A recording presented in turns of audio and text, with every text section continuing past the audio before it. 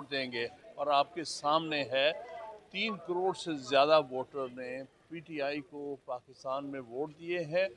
सबसे absolute majority PTI को मिली है, नेशनल असेंबली में भी, दोनों सूबाई असेंबलियों में भी, बल्कि वहाँ तो 80% सीटें हमारी हैं केपी में, और पंजाब में भी ये धांधली करके हमारे तादाद कम कर रहे हैं, अपनी बढ़ा रहे हैं, वरना तकरीबन 60 से 65% तक हमारी सीटें हैं पंजाब असेंबली में। और नेशनल असेंबली में एक अंदाजे के मुताबिक हमारी सीटें 147 से कम नहीं हैं 265 में से, तो उस लिहाज से भी हम तकरीबन लगभग 60% के करीब सीटें ले गए हैं सारे पाकिस्तान में।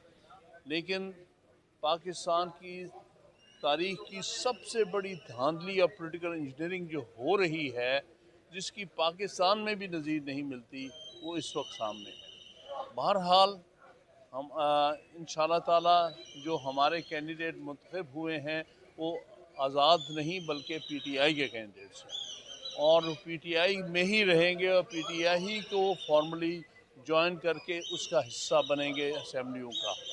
तो इंशाल्लाह ताला हमें पूरा हक हासिल है आइन के तहत कि हमें ख़वातीन की और माइनॉरिटी की सीट्स भी उसी तनासब से मिले जिस तनासब से हमारे इलेक्टेड नुमाइंदगान मुंतखब हुए हैं।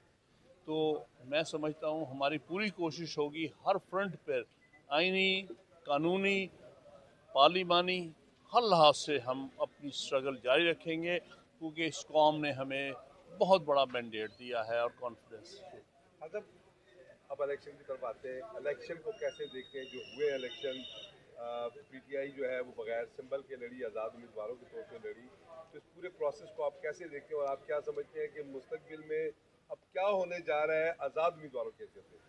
देखिए, बात यह है कि इससे बड़ी तारीखी नाइंसाफ़ी किसी पार्टी के साथ आज तक नहीं हुई जो कि इस इलेक्शन में पीटीआई के साथ की गई, जिसमें मेरे नज़दीक इलेक्शन कमीशन, हमारी इस्टेब्लिशमेंट और हमारी जुडिशरी तीनों शामिल हैं, लोगों से उनके वोट का हक छीनने में, लोगों को इलेक्शन में दुश्वारियों में डालने के लिए, कौम को बेबस करने के लिए।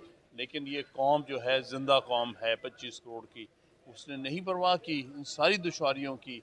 एक फैमिली के 3-3 पोलिंग स्टेशंस पर वोट थे, हर जगह पहुँचे हैं, और ये जो कौम ने इस वक्त यूनिटी बताई है, और वो मैं समझता हूँ आइंदा आने वाले वक्तों के लिए बड़ी खुश आइंद चीज़ है।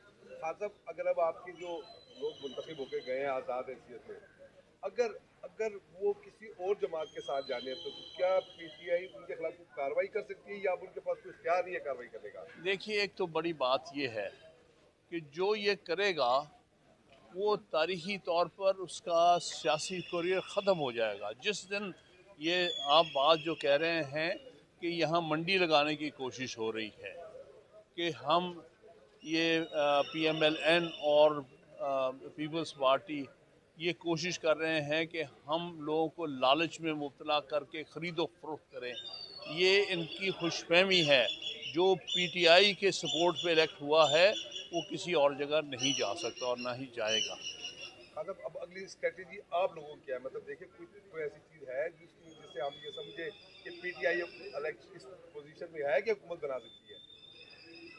मैं समझता हूँ कि अगर चंद एक सीटें जो हमने जीती हुई थी, जो हमसे छीनी गई हैं और जो हारे हुए थे उनको दी गई हैं, अगर ये ना होता तो हुकूमत तो हमारी ही थी और होनी चाहिए, आइन के मुताबिक भी, कानून के मुताबिक भी, और हर तरह अखलाकी तौर पर भी।